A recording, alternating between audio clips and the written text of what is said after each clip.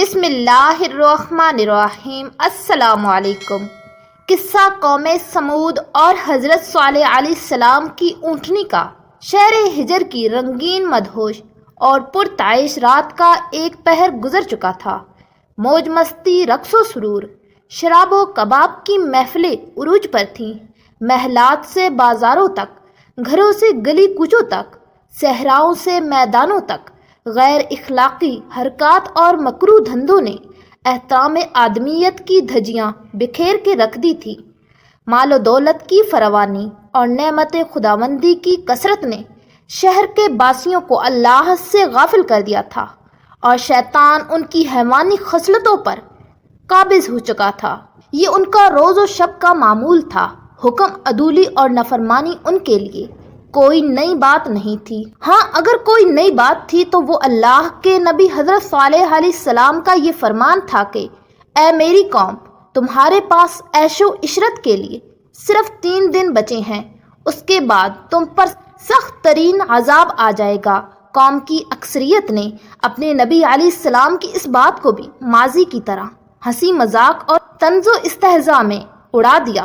تاہم ان میں سے کچھ ایسے ضرور تھے جو اپنے نبی علیہ السلام کی پیش گوئی سن کر بارگاہ الہی میں سجدہ ریز ہو گئے تھے، مگر ان کی تعداد آٹے میں نمک کے برابر تھی۔ وقت کا بے رحم پہیہ نہایت تیزی سے ایک بھیانک صبح کی جانب رواں دواں تھا۔ رات بھر کی موج مستی سے تھکے ہارے لوگ اپنے اپنے گھر جانے کو تھے کہ اچانک انہیں ایک بڑے زور کی چنگھاڑ کی صورت میں عذاب نے آ پکڑا۔ اس زوردار سخت ترین چیخ نے ان سب کے کانوں کے پردے پھاڑ دیے اور ان کے دل پارا پارا ہو گئے۔ ابھی چنگھاڑ کا عذاب ختم بھی نہ ہونے پایا تھا کہ ایک شدید ترین زلزلے نے آ پکڑا اور وہ اپنے گھروں میں اوندے پڑے رہ گئے۔ اور قوم سمود کو اللہ نے یوں نست و نابود کر دیا کہ گویا وہاں وہ کبھی آباد ہی نہ تھے۔ یوں اللہ تعالیٰ نے نافرمان اور متکبر قوم سمود کو ہمیشہ کے لیے عبرت کا نشان بنا کر رہتی دنیا تک کے مغرور و بد اعمال اور نافرمان لوگوں کو متنبہ فرما دیا کہ نہ صرف آخرت بلکہ دنیا میں بھی تمہارے لیے سخت ترین عذاب موجود ہے۔ سمود کی بستی اور حضور صلی اللہ علیہ وآلہ وسلم کا حکم۔ حضرت ابن عمر رضی اللہ عنہ اور حضرت ابو ذر رضی اللہ عنہ سے مروی ہے کہ غزوہ تبوک کے لیے جاتے ہوئے رسول صلی اللہ علیہ وآلہ وسلم نے ہجر قوم سمود کی بستی میں پڑاؤ کیا تو صحابہ نے وہاں کی کنوؤں کا پانی اپنے برتنوں میں بھر لیا اور اسی سے آٹا بھی گوندھ لیا، لیکن حضور صلی اللہ علیہ وآلہ وسلم نے انہیں حکم دیا کہ اپنے برتنوں میں بھرنے والا پانی انڈیل دیں اور گوندا ہوا آٹا جانوروں کو کھلا دیں۔ پھر آپ صلی اللہ علیہ وآلہ وسلم نے فرمایا کہ اس کنویں سے پانی لے جس سے حضرت صالح علیہ السلام کی اونٹنی پانی پیا کرتی تھی۔ قوم سمود جیسی عظیم الشان قوم کی تباہی و بربادی سے حضرت صالح علیہ السلام کی اونٹنی کا کیا تعلق تھا؟ اس پر بات کرنے سے پہلے اس بدنصیب قوم کے مختصر احوال سے واقفیت موجودہ دور کے بنی نوع انسان کی بدعمالیوں اور نافرمانیوں کی روشنی میں ضرورت ہے۔ اے کاش ہم سب اس واقعے سے کچھ عبرت حاصل کر سکیں۔ بے شمار نعمتوں سے مالا مال سرزمین، سرسبز و شاداب مرغزاروں، ہرے بھرے لہلاتے کھیت کھلیانوں، پھلوں پھولوں سے لدے باغوں کی سرزمین، قرا ارض پر اللہ تعالیٰ کی بے شمار نعمتوں سے مالا مال، حسین و جمیل جنت نظیر، جس کے باسی اپنے مضبوط و توانا، قوت و طاقت سے بھرپور، طویل القامت جسم و جان کی بدولت دنیا میں منفرد مقام کے حامل، پہاڑوں کا سینہ چیر کر وسیع و عریض عالی شان محلات تعمیر کرنے کے ماہر اور فن سنگ تراشی میں ید طولہ رکھنے والے، اپنے مال و دولت، شان و شوکت، جاہ و جلال، خوشحال اور شاہانہ طرز زندگی اور دنیا کی حاصل شدہ ہر نعمت کے سبب ہر درجہ خود سرکش و متکبر ہو چکے تھے۔ پہاڑوں کے اندر قلعہ نما محفوظ محلات ان کی وہ پناہ گاہیں تھیں جہاں ہمیشہ کے لیے رہنے کے خوشکن تصورات نے ان کی عقلوں پر کفر کا پردہ ڈال دیا تھا۔ دراصل دولت و ثروت کا غلبہ، لامحدود مراعات اور آسائشیں شیطان کا کام آسان کر دیتی ہیں اور قومیں اللہ اور یوم آخرت سے غافل ہو کر اپنے لیے خود تباہی و بربادی کا راستہ منتخب کر لیتی ہیں، اور قوم سمود بھی اسی راستے پر گامزن تھی۔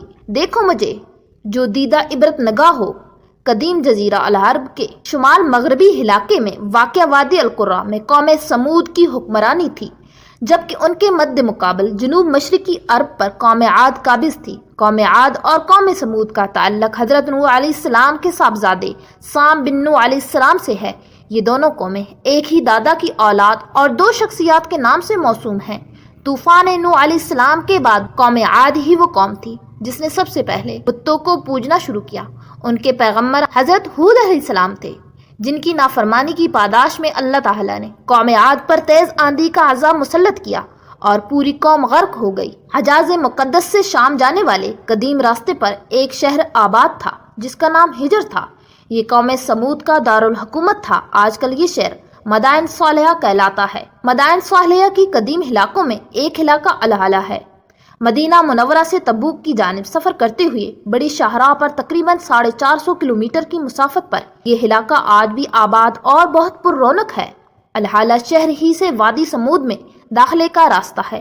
یہاں ایک جدید ریلوے اسٹیشن بھی ہے جس کا نام مدائن صالحہ اسٹیشن ہے۔ وادی سمود کا یہ لک و دک صحرا 18 سے 20 مربع میل پر پھیلا ہوا ہے، جہاں ہزاروں ایکڑ رقبے پر وہ خوبصورت تاریخی عمارات ہیں جنہیں قوم سمود نے سنگلاس سرخ پہاڑوں کا سینہ چیر کر تراشا تھا۔ دوسری جانب نرم میدانی علاقوں میں موسم گرما کے لیے عالیشان محلات کے کھنڈرات ہیں۔ 1000 قبل مسیح کے ان عظیم فن پاروں کو دیکھ کر آج دور جدید کے ماہر تعمیرات بھی انگشتے بدا رہ جاتے ہیں۔ سرخ پہاڑوں کے اندر اس شہر خاموشاں کی ہزاروں ویران تاریخی عمارتیں اپنے مکینوں کی بدعمالیوں اور نافرمانیوں کے سبب عذاب الہی کے ذریعے ہونے والی تباہی کی چشمدید گواہ ہیں، اور دور جدید کی نافرمان قوموں کو یہ پیغام دیتی نظر آتی ہیں، دیکھو مجھے جو دیدہ عبرت نگاہ ہوں۔ قوم سمود ہی میں سے اللہ تعالیٰ نے ایک خدا ترس اور نیک انسان کو نبوت کے منصب پر فائز فرمایا۔ ارشاد باری تعالیٰ ہے، اور ہم نے سمود کی طرف ان کے بھائی صالح علیہ السلام کو بھیجا۔ حضرت صالح علیہ السلام اپنی قوم کو راہ راست پر لانے کے لیے دن رات کوششیں کرتے رہے۔ اے میری قوم، تم اللہ کی عبادت کرو، اس کے سوا تمہارا کوئی معبود نہیں ہے۔ اس نے تمہیں پیدا کیا، اسی سے مغفرت مانگو اور اس کے آگے توبہ کرو۔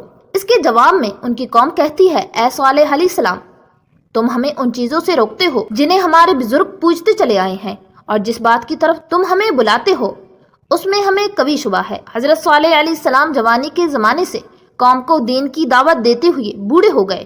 چنانچہ ایک دن قوم کے سرداروں نے حضرت صالح علیہ السلام سے کہا، اگر تم واقعہ اللہ کے سچے رسول ہو تو ہماری فلاں پہاڑی جس کا نام کاتبہ ہے، اس کے اندر سے ایک ایسی اونٹنی نکال دو جو 10 ماہ کی گھبن اور قوی و تندرست ہو۔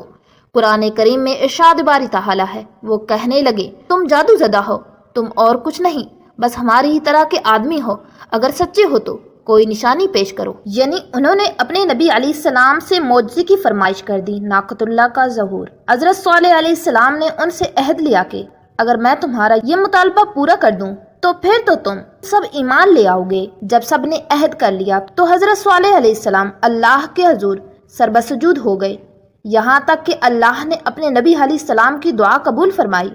اچانک سامنے کی پہاڑی میں جنبش پیدا ہوئی، چٹان کے 2 ٹکڑے ہوئے اور اس میں سے ایک خوبصورت تندرست و توانا گھابن اونٹنی نمودار ہوئی۔ پوری قوم نے اس حیرت انگیز معجزے کو اپنی جاگتی آنکھوں سے دیکھا، لیکن قوم کے ایک سردار جندہ بن عمرو اور اس کے چند ساتھیوں کے علاوہ کوئی ایمان نہیں لایا۔ اس موقع پر حضرت صالح علیہ السلام نے اپنی قوم سے فرمایا، اے میری قوم، یہ ناقۃ اللہ یعنی اللہ کی اونٹنی ہے جو تمہارے لیے ایک معجزہ ہے۔ اب تم اسے اللہ کی سرزمین میں چھوڑ دو اور اسے کسی طرح کی تکلیف نہ پہنچاؤ، ورنہ فوری عذاب تمہیں پکڑ لے گا۔ اونٹنی اور اس کا نومولود بچہ سارا دن نخلستان میں چرتے رہتے۔ قوم سیر ہو کر اونٹنی کا دودھ پیتی، لیکن وہ کم نہ ہوتا۔ حضرت صالح علیہ السلام نے کنویں کے پانی کو بھی تقسیم کر دیا تھا۔ ایک دن اونٹنی پانی پیتی تھی اور ایک دن سمود کے لوگ۔ ارشاد باری تعالیٰ ہے، صالح علیہ السلام نے اپنی قوم سے کہا، ایک دن اس اونٹنی کے پانی پینے کی باری ہے اور ایک معین روز تمہاری باری، لیکن اسے کوئی تکلیف نہ دینا، نہیں تو تمہیں سخت عذاب آ پکڑے گا۔ اونٹنی کو جان سے مارنے کا فیصلہ اللہ تعالیٰ قرآن مجید میں فرماتا ہے، اے صالح علیہ السلام، ہم نے اونٹنی کو ان کی آزمائش کے لیے بھیجا ہے، تو تم انتظار کرو اور صبر کرو۔ ابھی کچھ ہی عرصہ گزرا تھا کہ قوم کو اونٹنی کی موجودگی کھٹکنے لگی۔ دن بھر آزادی سے گھومنا پھرنا اور اپنی باری پر ایک ہی سانس میں پورے کنویں کا پانی پی جانا ان کے لیے پریشان کن تھا۔ चनाचा शैतान के उकसाने पर उन्होंने ऊँटनी को जान से मारने का फैसला कर लिया। कौम के सरदारों ने ये काम दो हसीन तरीन खवातीन को सौंपा। उन औरतों ने शराब व शबाब के रसिया दो औबाश नौजवानों मिस्रा और कद्दार को अपनी खूबसूरत बच्चियों से शादी के एवज नाकतुल्लाह के कत्ल पर आमादा किया, जिनके साथ मजीद 7 औबाश नौजवान भी शामिल हो गए। कुरान पाक में अल्लाह ताला ने हजरत सालेह अलैहिस्सलाम का वाक़या बयान करते हुए फरमाया, शहर में 9 अफराद की एक जमात थी जो मुल्क भर में फसाद मचाते फिरते और इस्लाह नहीं करते थे। नाकतुल्लाह का कत्ल। फिर एक दिन उन शकी अल कल्ब 9 अफराद की जमात ऊँटनी के इंतजार में कुएं के पास घात लगा कर बैठ गई, जबकि कौम के लोग अल्लाह के अज़ाब के डर से छुपकर ये दिलखराश मंजर देखने लगे। हस्बे मामूल ऊँटनी पानी पीने के लिए कुएं के करीब आई तो मिस्रा नामी शख्स ने कमान सीधी की और ऊँटनी पर तीर चला दिया, जो उसकी पंडली में पेवस्त हुआ और टांग से खून का फवारा जारी हो गया। ये मंजर देखकर बाकी लोग खौफजदा होकर पीछे हट गए। इस मौके पर उन दोनों औरतों ने मर्दों को लान तान शुरू कर दी, जिस पर कद्दार बिन सल्फ आगे बढ़ा और तलवार के एक भरपूर वार से ऊँटनी की कूंचे पिछले पाँव के ऊपर का हिस्सा काट डाला। शदीद जख्मी ऊँटनी लाचार होकर जमीन पर गिर पड़ी। गिरते गिरते उसने एक जोरदार चीख मारी ताकि उसका बच्चा जहाँ कहीं भी हो खबरदार होकर जालिमों के चुंगल से भाग जाए, मोहतात हो जाए। फिर जालिम कद्दार ने ऊँटनी की सीने पर नेजा मारने के बाद उसे ज़िबह कर डाला। उधर उसका बच्चा भागता हुआ ऊंचे पहाड़ पर चढ़ा और चीखें मारता हुआ गायब हो गया। ऊँटनी के कत्ल के इर्तिकाब के बाद कौमे समूद के उन 9 अफराद ने हजरत सालेह अलैहिस्सलाम को कत्ल करने का प्रोग्राम बना लिया और उसी रात हजरत सालेह अलैहिस्सलाम की गुजरगाह के साथ एक पहाड़ की घाटी में छुप कर बैठ गए ताकि हजरत सालेह अलैहिस्सलाम वहां से गुजरे तो उन्हें कत्ल कर दें।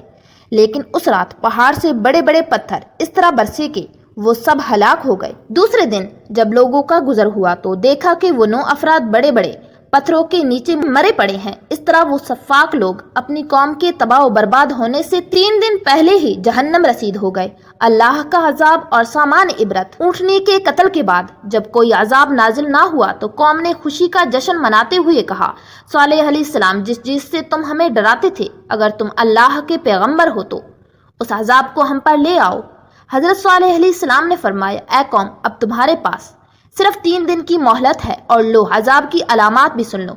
कल जुमेरात के रोज तुम सबके चेहरे सख्त जर्द हो जाएंगे, परसों यानी जुम्मे के रोज तुम सबके चेहरे सख्त सुर्ख हो जाएंगे और हफ्ते को सबके चेहरे सयाह हो जाएंगे और वो तुम्हारी जिंदगी का आखिरी दिन होगा। इन तीनों पेशगोइयों के सच होने के बावजूद वो कौम चेहरों की रंगत की तब्दीली को मामूली जादुई असरात समझते हुए मामूल के मुताबिक ऐशो इशरत में मसरूफ रहे, यहाँ तक के चौथे दिन की सुबह ऊपर से सख्त हैबतनाक चंगाड़ और जमीन के शदीद जल्जले ने उन सबको आनन फानन जहन्नम रसीद कर दिया और अल्लाह ताला ने उनकी बस्तियों को आने वाली नस्लों के लिए इबरत कदा बना दिया।